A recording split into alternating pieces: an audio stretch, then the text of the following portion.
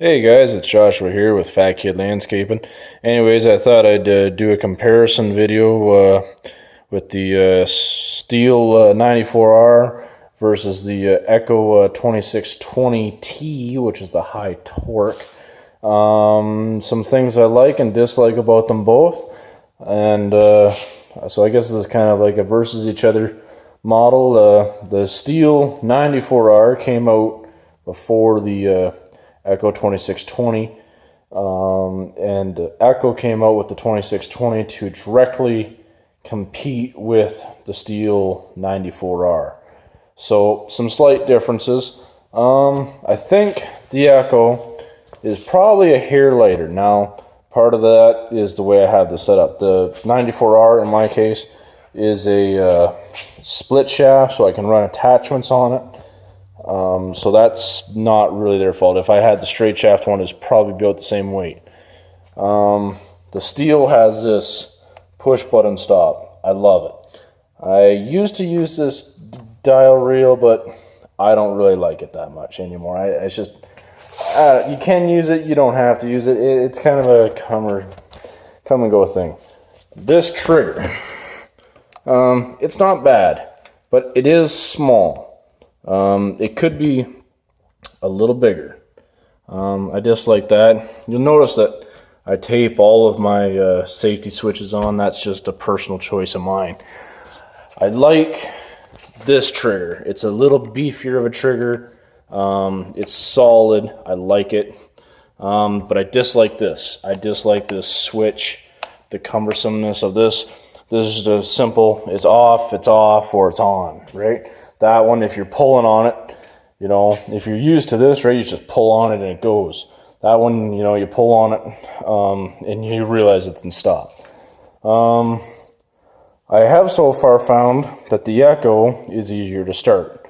I've had some problems with Stihls, especially since all the, the ethanols come into fuel with them starting and staying running. And they have these spark arresters in the muffler, and if you ever have a problem, you got to pull them out and just leave them out there.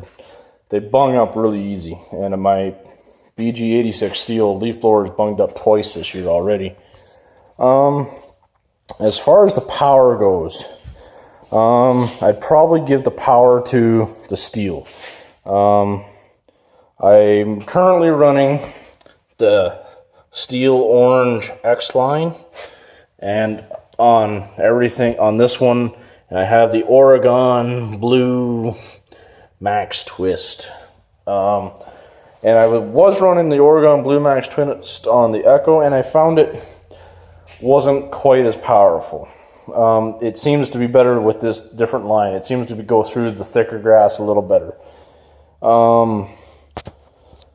It's the Stihl, or this Echo here, is aesthetically pleasing. They've done a nice job here with the muffler and holding in this carburetor and really kind of boxing this around. However, I think there's some flawed designs.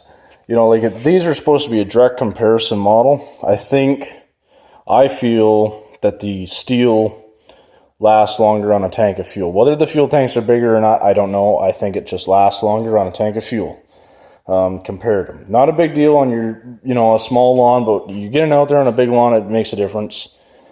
Also, I find the Echo vibrates more than the Stihl.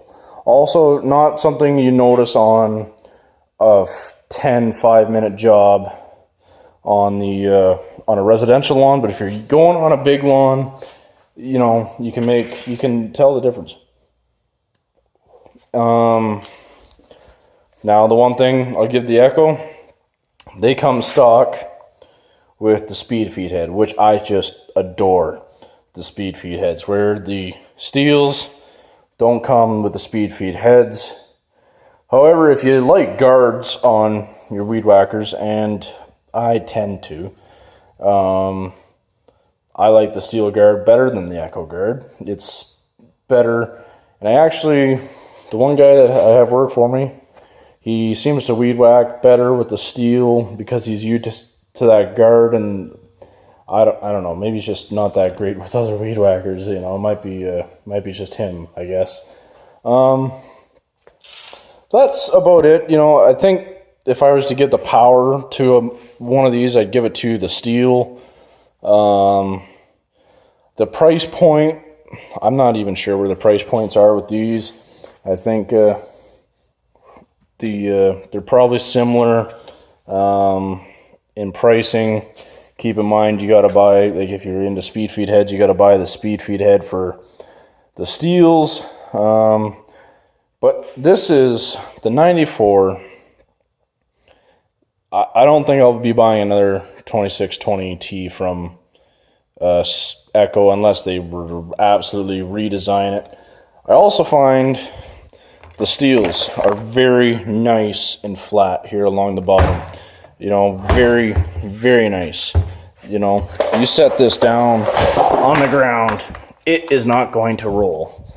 All right, this one, the only plate that you have on here is this little plate. And you look at this, it's very easy to roll. Where this one, you know, you twist your arm like that, and you twist your arm like that. The Echoes are a lot easier to roll around. That doesn't seem like a big deal until you're changing your line. You know, you got the end thing running, you know, and you just want to change your line and it's rolling around, it's being cumbersome. It's a pain in the butt. So, I love them both. I think I wouldn't put that Echo 2620 in a ditch. I don't think it has the guts. I tried and it just, I wasn't that impressed. This 94 isn't, you know, as nutsy. I've had the 110s and I most currently have a 130. And I'll tell you right now, I'll put this in a ditch. I'll put that 94 in a ditch, no problem.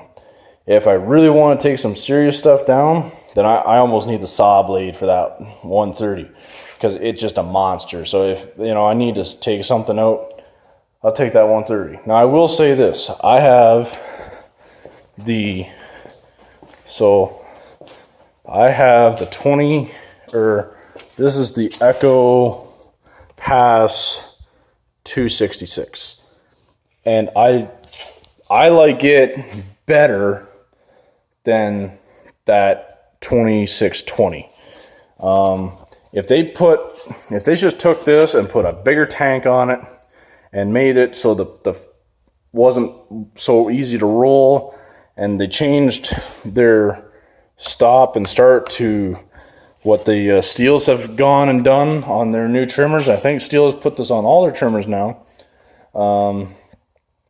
I think that's a great whacker. This is the 130. It's a monster. It's too heavy to run all the time. I just run it with the edger. That's it. So I'm running a bit of a rainbow fleet right now. I'm running some Echoes and some Stihls, and the reason why is I've had a few issues. The Stihl dealer that's right in my town, I've had some problems with them in the past, and I have to go out of town now basically to buy the Stihls at a John Deere dealership. And where I bought my Ferris, they sell Echoes. And that's their main seller right now. So I thought I'd buy a couple Echoes off of them. So I bought that 266 with that snowblower attachment for the wintertime for my shovel guy. They had a really good deal on it, so I bought it. And I bought this one, this 2620, just to try it. And now that I've had it, I thought I'd do a quick versus each other. So,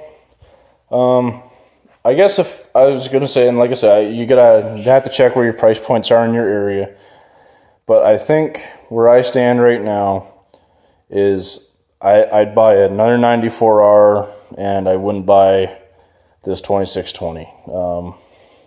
I love that 94R. I think it's a great weed whacker. You know, if my employee has a choice, he takes that 94R versus this one or the Echoes. He loves that one, and he does most of the weed whacking.